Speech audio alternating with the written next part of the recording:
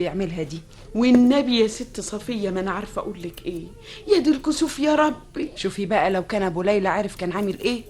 دي هي حتى ما كانتش عاوزه تقول لي انا كمان، لولا يا كبدي لقيت وشها مزرود ومش زي عادتها، وفضلت وراها لحد ما عرفت كل حاجه. اخص عليه البعيد، حد يا اخواتي يعاكس جيرانه. انا اللي مزعلني قوي انه واقف يعكسها من الشباك قدام الرايح والجاي. افرضي حد شافه يا ست خديجه يقول علينا ايه بس.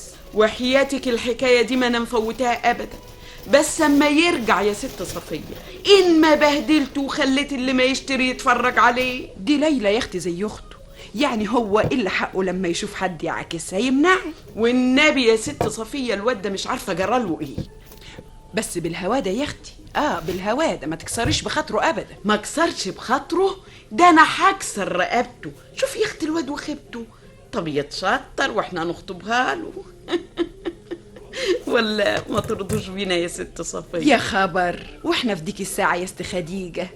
بس يلا يتشطر وياخد الشهادة الكبيرة ويتوظف، وانا مش عاوزة منكم حاجة ابدا. الشهادة الكبيرة؟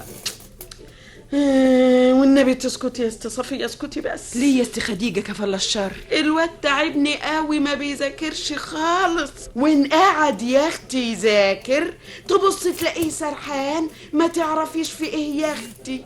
ويا ما كلمته من غير فايدة وحياة. معلش يا اختي بكرة يعقل. امتى بس يا ست صفية؟ هو صغير دلوقتي، والسنة دي لو نجح هيدخل الجامعة. ربنا يا اختي ينجحه.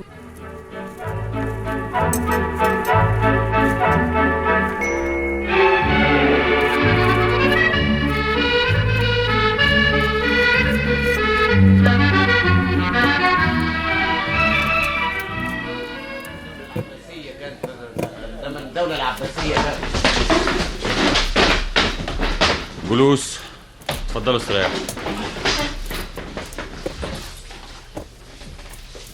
اتكلمنا في الحصة اللي فاتت عن مظاهر الحياة في الدولة العباسية، والنهاردة هنكمل الكلام في الموضوع ده ونتكلم بصفة خاصة عن عصر هارون الرشيد.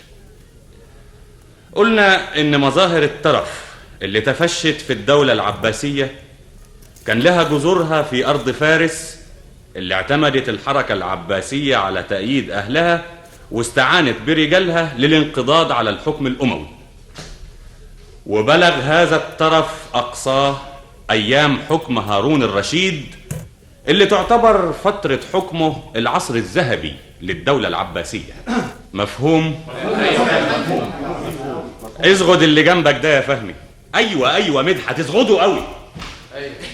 الله، ايه ده؟ كلمني أنا يا سي مدحت، أنا اللي قلت له ازغدك. سرحان في إيه بقى؟ أنا أبدا يا فندم، لا مفيش حاجة. أكبر شيء يضايق المدرس إنه يلاقي بعض الطلبة مش منتبهين اللي بيقوله، ده معناه إن المدرس مش موفق في طريقة عرضه للموضوع. لا أبدا يا فندم، أبدا يا فندم.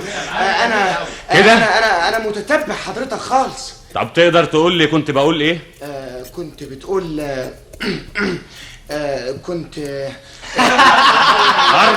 أرجوكم مفيش داعي أبدا تحرجوا زميلكم. الله زي تغريد البلابل.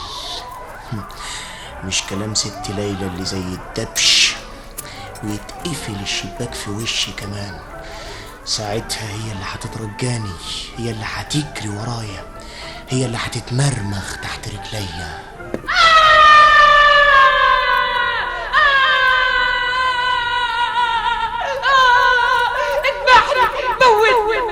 بس خليني جنبك يا مدحت والنبي يا مدحت.